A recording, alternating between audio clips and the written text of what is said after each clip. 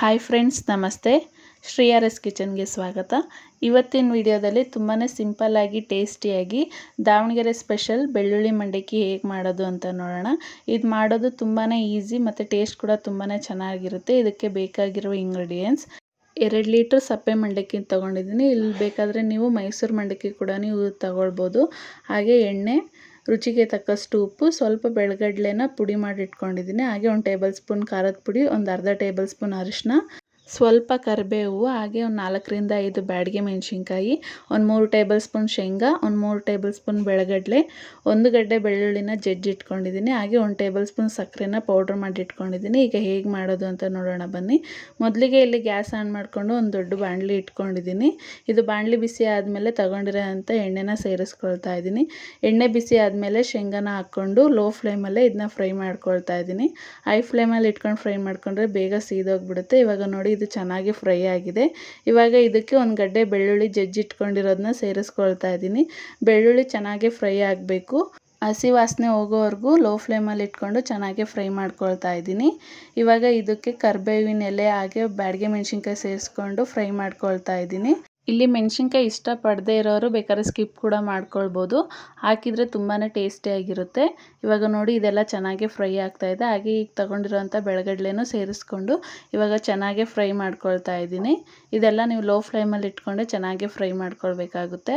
ಇವಾಗ ಇದೆಲ್ಲ ಚೆನ್ನಾಗಿ ಫ್ರೈ ಆಗಿದೆ. ಇವಾಗ ಗ್ಯಾಸ್ನ ಆಫ್ ಮಾಡಿಕೊಂಡು 1 ಟೇಬಲ್ ಸ್ಪೂನ್ ಖಾರದ ಪುಡಿ, ಅರ್ಧ ಟೇಬಲ್ ಸ್ಪೂನ್ ಅರಿಶಿನ ಸೇರಿಸ್ಕೊಂಡು ಮಿಕ್ಸ್ ಮಾಡ್ಕೊಳ್ತಾ ಇದ್ದೀನಿ. ಇಲ್ಲಿ ನಾನೊಂದು ಮೀಡಿಯಮ್ ಖಾರದ ಇಟ್ಕೊಂಡು ಮಾಡ್ತಾಯಿದ್ದೀನಿ. ನೀವು ಜಾಸ್ತಿ ಖಾರ ಬೇಕು ಅಂದರೆ ಇನ್ನೊಂದು ಅರ್ಧ ಟೇಬಲ್ ಸ್ಪೂನ್ ಚಿಲ್ಲಿ ಪೌಡರ್ನ ಆ್ಯಡ್ ಮಾಡ್ಕೊಳ್ಬೋದು. ಇವಾಗ ಇದು ಒಗ್ಗರಣೆ ಎಲ್ಲ ರೆಡಿಯಾಗಿದೆ. ಇವಾಗ ಇದಕ್ಕೆ ನಾವು ತಗೊಂಡಿರೋ ಅಂತಹ ಮಂಡಕ್ಕಿನ ಸೇರಿಸ್ಕೊಳ್ತಾ ಇದ್ದೀನಿ. ಇಲ್ಲಿ ಬೇಕಾದರೆ ನೀವು ಮೈಸೂರು ಮಂಡಕ್ಕಿ ಕೂಡ ತೊಗೊಳ್ಬೋದು.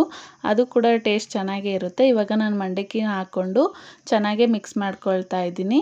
ಈ ಥರ ಮಂಡಕ್ಕಿ ಅಂತೂ ಸಾಯಂಕಾಲದ ಹೊತ್ತು ಟೀ ಕಾಫಿ ಜೊತೆಗೆ ತುಂಬಾ ಚೆನ್ನಾಗಿರುತ್ತೆ. ಇವಾಗ ಸಡನ್ನಾಗಿ ಮನೆಗೆ ಫ್ರೆಂಡ್ಸು ರಿಲೇಟಿವ್ಸ್ ಯಾರಾದರೂ ಬಂದರೆ ಟೀ ಕಾಫಿ ಜೊತೆಗೆ 5 ನಿಮಿಷದಲ್ಲಿ ಈ ಥರ ಬೆಳ್ಳುಳ್ಳಿ ಮಂಡಕ್ಕಿ ಮಾಡಿಕೊಡ್ಬೋದು. ಟೇಸ್ಟ್ ಕೂಡ ತುಂಬಾ ಚೆನ್ನಾಗಿರುತ್ತೆ ಮತ್ತು ಮಾಡೋಕ್ಕೂ ಕೂಡ ಜಾಸ್ತಿ ಟೈಮ್ ಏನು ಹಿಡಿಯಲ್ಲ. 5 ನಿಮಿಷದಲ್ಲೇ ರೆಡಿ ಆಗಿಬಿಡುತ್ತೆ. ಇವಾಗ ನೋಡಿ ಇದನ್ನೆಲ್ಲ ಚೆನ್ನಾಗೇ ಮಿಕ್ಸ್ ಮಾಡ್ಕೊಂಡಿದ್ದೀನಿ. ಹಾಗೆ ರುಚಿಗೆ ತಕ್ಕಷ್ಟು ಉಪ್ಪನ್ನ ಇಲ್ಲಿ ಸೇರಿಸ್ಕೊಳ್ತಾ ಇದ್ದೀನಿ. ಹಾಗೆ ನಾವು ಇಲ್ಲಿ ಪೌಡ್ರ್ ಮಾಡಿ ಇಟ್ಕೊಂಡಿರೋಂಥ 1 ಟೇಬಲ್ ಸ್ಪೂನ್ ಅಷ್ಟು ಸಕ್ಕರೆ ಪುಡಿನ ಸೇರಿಸ್ಕೊಳ್ತಾ ಇದ್ದೀನಿ. ಇಲ್ಲಿ ನಿಮಗೆ ಸ್ವೀಟ್ ಬೇಡ ಅಂದರೆ ಇದನ್ನ ಕೂಡ ನೀವು ಸ್ಕಿಪ್ ಮಾಡ್ಕೊಳ್ಬೋದು. ಹಾಗೆ ಪೌಡ್ರ್ ಮಾಡಿ ಇಟ್ಕೊಂಡಿರೋಂಥ ಬೆಳಗಡ್ಲೆ ಪುಡಿನ ಸೇರಿಸ್ಕೊಳ್ತಾ ಇದ್ದೀನಿ. ಇಲ್ಲಿ ನೀವು ಜಾಸ್ತಿ ಬೇಕಂದರೆ ಫುಲ್ ಹಾಕ್ಕೊಳ್ಬೋದು, ಇಲ್ಲಾಂದರೆ ಸ್ವಲ್ಪ ಹಾಕ್ಕೊಬೋದು. ಇಲ್ಲಿ ನಾನು ಸ್ವಲ್ಪ ಹಾಕ್ಕೊಂಡು ಇನ್ನು ಸ್ವಲ್ಪ ಎತ್ತಿಟ್ಕೊಂಡಿದ್ದೀನಿ. ಹಾಗೆ ಇವಾಗ ಚೆನ್ನಾಗೇ ಮಿಕ್ಸ್ ಮಾಡ್ಕೊಳ್ತಾ ಇದ್ದೀನಿ. ಇವಾಗ ಇದೆಲ್ಲ ಚೆನ್ನಾಗೇ ಮಿಕ್ಸ್ ಆಗಿದೆ. ಇಲ್ಲಿ ಟೇಸ್ಟ್ ಮಾಡಿ ನೋಡಿ, ನಿಮಗೆ ಉಪ್ಪು ಸಾಲದಾಗಿದ್ರೆ ಇನ್ನೂ ಸ್ವಲ್ಪ ಉಪ್ಪು ಕೂಡ ಸೇರಿಸ್ಕೊಳ್ಬೋದು. ಇವಾಗ ಇದು ರೆಡಿ ಆಗಿದೆ. ನಾನು ಇವಾಗ ಒಂದು ಪ್ಲೇಟ್ಗೆ ಸರ್ವ್ ಮಾಡ್ಕೊಳ್ತಾ ಇದ್ದೀನಿ. ಇವಾಗ ನೋಡಿದ್ರಲ್ವ ಎಷ್ಟು ಸಿಂಪಲ್ಲಾಗಿ ಟೇಸ್ಟಿಯಾಗಿ 5 ನಿಮಿಷದಲ್ಲಿ ದಾವಣಗೆರೆ ಸ್ಪೆಷಲ್ ಬೆಳ್ಳುಳ್ಳಿ ಮಂಡಕ್ಕಿ ಹೇಗೆ ಮಾಡೋದು ಅಂತ. ನೀವು ಕೂಡ ಒಮ್ಮೆ ನಿಮ್ಮ ಮನೇಲಿ ಟ್ರೈ ಮಾಡಿ ಹೇಗೆ ಬಂತು ಅಂತ ತಿಳಿಸಿ. ಈ ವಿಡಿಯೋ ನಿಮಗೆ ಇಷ್ಟ ಆಗಿದ್ರೆ ಪ್ಲೀಸ್ ಲೈಕ್ ಮಾಡಿ, ಶೇರ್ ಮಾಡಿ, ಹಾಗೆ ಸಬ್ಸ್ಕ್ರೈಬ್ ಮಾಡ್ಕೊಳ್ಳಿ. Thank you for watching.